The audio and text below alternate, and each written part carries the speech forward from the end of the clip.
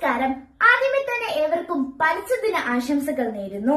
ദൈവത്തിന്റെ സ്വന്തം നാടെന്ന് നാം വിശേഷിപ്പിക്കുന്ന കേരളം ഇന്ന് മനുഷ്യത്വരഹിത പ്രവർത്തനങ്ങളാൽ അങ്ങനെ അല്ലാതായി മാറിക്കഴിഞ്ഞു. ഇന്നിവിടം കാലാവസ്ഥാ വ്യതിയാനങ്ങളുടെ നടുവിലാണ്. 2018 പ്രളയവും 2024 ഉരുൾപൊട്ടലും റെക്കോർഡ് ചൂടുമെല്ലാം ആരോപണമല്ല, അനുഭവങ്ങളാണ്. അതുകൊണ്ട് ഇന്ന് ഞാൻ ഇവിടെ സംസാരിക്കാൻ പോകുന്ന പ്രകൃതി സംരക്ഷണം അതൊരു ആഡംബരമല്ല, അത് നമ്മുടെ അതിജീവനമാണ്. ഞാനൊന്ന് ചോദിക്കട്ടെ, നിങ്ങൾക്ക് മൂക്കും വായും പൊത്തി എത്ര നേരം ശ്വാസം അടക്കി പിടിച്ചു നിൽക്കാൻ സാധിക്കും? ഈ പ്രാണവായു നമുക്ക് തരുന്നത് എയോ മറ്റ് ആധുനിക സാങ്കേതിക വിദ്യകളോ ഒന്നുമല്ല.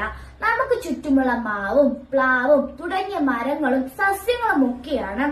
ഒരു മുതിർന്ന മരം ശരാശരി 4 പേർക്കുള്ള ഓക്സിജൻ ഒരു ദിവസം ഉണ്ടാക്കുന്നു. നമ്മൾ കുടിക്കുന്ന ജലവും നമ്മൾ കഴിക്കുന്ന ആഹാരവും നമ്മൾ ഉടുക്കുന്ന വസ്ത്രവുമെല്ലാം പ്രകൃതിയുടെ വരദാനം. പ്രകൃതിയില്ലാതെ ഏകമുണ്ടായിട്ട് എന്ത് കാര്യം? ഏക്ക് പ്രാണവായു തരാൻ സാധിക്കില്ലല്ലോ. അതിന് നമ്മുടെ മരങ്ങളും പ്രകൃതിയും തന്നെ വേണം.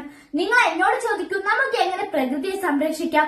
ഞാൻ പറഞ്ഞു തരാം വെറും 3 കാര്യങ്ങൾ.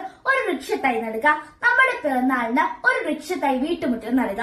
10 വർഷം കഴിയുമ്പോൾ അത് നമുക്ക് ഓക്സിജനും തണലും ഒക്കെ തരുന്നു. പ്ലാസ്റ്റിക് വേണ്ടെന്ന് പറയുക.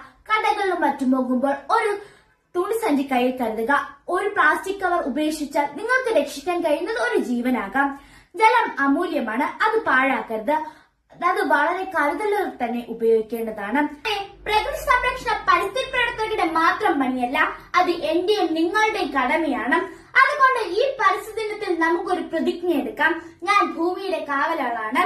ചെറിയ പ്രവർത്തനങ്ങളുടെ വലിയ മാറ്റങ്ങൾ ഉണ്ടാകട്ടെ.